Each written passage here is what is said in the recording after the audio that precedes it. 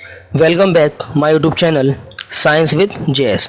तो जैसा कि हम अपना क्लास 9th का सब्जेक्ट केमिस्ट्री का चैप्टर नंबर 3 पढ़ रहे हैं और ये हम अपना उस चैप्टर का लेक्चर नंबर 6 पढ़ने वाले हैं और ये हमारे चैप्टर का लास्ट लेक्चर होगा जिसमें हमारा लास्ट टॉपिक बचा है सरल यौगिकों का सूत्र। तो आइए जानते हैं हम कि सरल यौगिकों का सूत्र होता क्या है। तो याद रखना, दो अलग अलग तत्वों से बने यौगिकों को सरल यौगिक कहते हैं, जैसे HCl, CaO, NaCl आदि।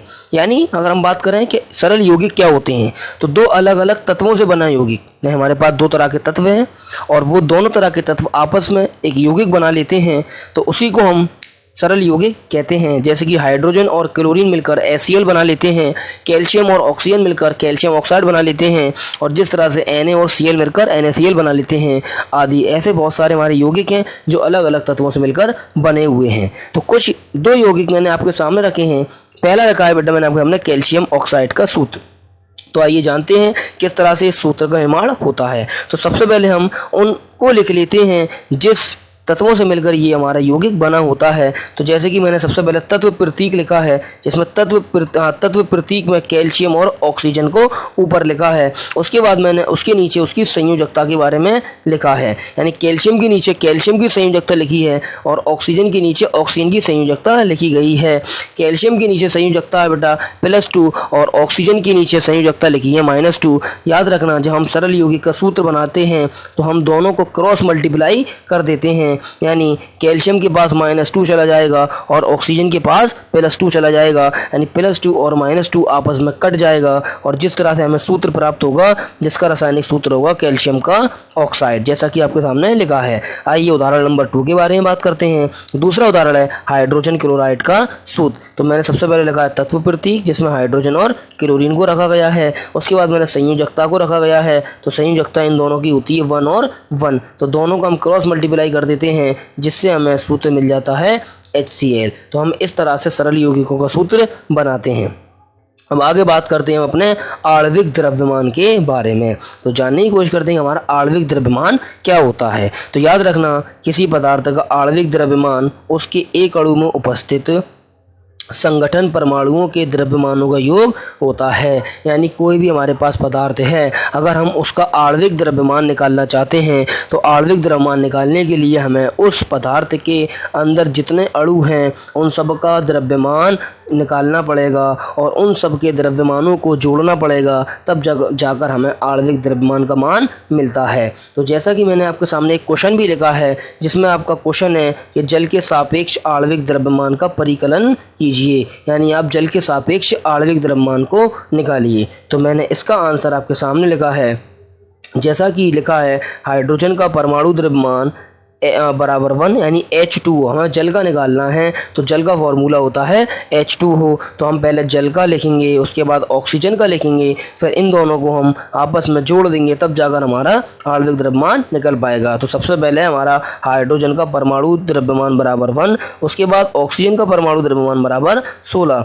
उसके बाद बेटा मैंने लिखा है अतः जल में हाइड्रोजन के 2 परमाणु व ऑक्सीजन का 1 परमाणु उपस्थित है। यानी जल का फॉर्मूला होता है H2O। तो इसमें हाइड्रोजन के कितने परमाणु हैं? 2 परमाणु और ऑक्सीजन का 1 परमाणु। इसलिए H2O का आणविक द्रव्यमान बराबर 2 into atomic mass of hydrogen plus atomic mass of oxygen upon उनका बेटा द्रव्यमान जितना होता है हम उसको मल्टीप्लाई कर देते हैं। तो 2 इंटू 1 बराबर होता है 2 + 16 बराबर हमारा 2 + 16 बराबर आता है 18। तो याद रखना, जो हमारा जल का आणविक द्रव्यमान है उसकी वैल्यू आती है हमारी 18, यानी 18। उसके बाद हम बात करेंगे अपने सूत्र इकाई द्रव्यमान के बारे में कि क्या होता है सूत्र इकाई द्रव्यमान।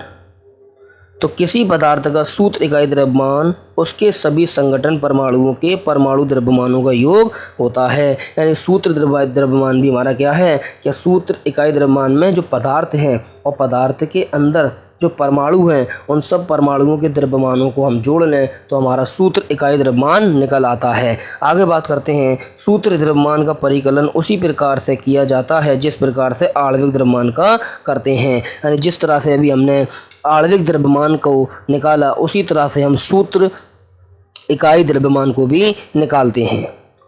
नेक्स्ट टॉपिक के बारे में हम बात करते हैं ग्राम परमाणु द्रव्यमान। तो देखते हैं कि ग्राम परमाणु द्रव्यमान क्या होता है। तो जैसा कि मैंने लिखा है, किसी पदार्थ की ग्राम में वह मात्रा जो संख्यात्मक रूप से उसके परमाणुओं द्रव्यमान के बराबर होती है, उस पदार्थ का ग्राम परमाणु द्रव्यमान कहते हैं। यानी हमारे पास अगर परमाणु है, उसके अंदर, उस पदार्थ के अंदर ग्राम में मात्रा होनी चाहिए और उसके कितने बराबर होने चाहिए, द्रव्यमान के बराबर होने चाहिए। तो उसी को हम बोलते हैं ग्राम परमाणु द्रव्यमान। यानी ग्राम परमाणु द्रव्यमान को हम सिर्फ किस में निकालते हैं, ग्राम में निकालते हैं, इसलिए हम इसको ग्राम परमाणु द्रव्यमान कहते हैं। अगला हमारी हेडिंग है ग्राम आणविक द्रव्यमान। तो जैसा कि आपके सामने लिखा है, ग्राम आणविक द्रव्यमान, इसकी परिभाषा को इस प्रकार लिखा गया है, किसी पदार्थ की ग्रामों में वह मात्रा जो संख्यात्मक रूप से अणु द्रव्यमान के बराबर है, उसे पदार्थ का ग्राम आणविक द्रव्यमान कहलाती है। यानी किसी भी पदार्थ की ग्राम में मात्रा हो जो संख्यात्मक रूप से अणु द्रव्यमान के बराबर हो, यानी अणु द्रव्यमान के बराबर वाले द्रव्यमान को ही हम ग्राम आणविक द्रव्यमान कहते हैं।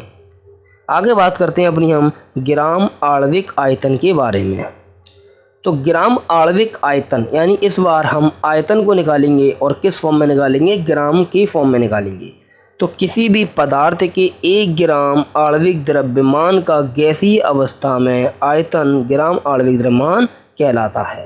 यानी हमारे पास कोई पदार्थ है, उस पदार्थ के 1 ग्राम आणविक द्रव्यमान का, यानी हम सिर्फ कितना ग्राम लेंगे, 1 ग्राम आणविक द्रव्यमान का गैसीय अवस्था में आयतन, यानी हम इस बार गैसीय अवस्था में आयतन को निकालेंगे और गैसीय अवस्था में आयतन को ही हम ग्राम आणविक आयतन कहते हैं। एक पॉइंट मैंने आपके सामने मोस्ट इंपॉर्टेंट लिखा है, जैसा कि आपके सामने लिखा है, सामान्य दाब व ताप पर 1 ग्राम आणविक द्रव्यमान का गैसीय अवस्था में ग्राम आणविक आयतन 22.4 लीटर या 22400 ml होता है। यानी याद रखना, सामान्य दाब व ताप पर 1 ग्राम आणविक द्रव्यमान का गैसीय अवस्था में ग्राम आणविक आयतन कितना होता है, 22.4 लीटर या फिर 22400 ml होता है, यानी या फिर 22,400 ml होता है। तो ये था हमारा ग्राम आणविक आयतन।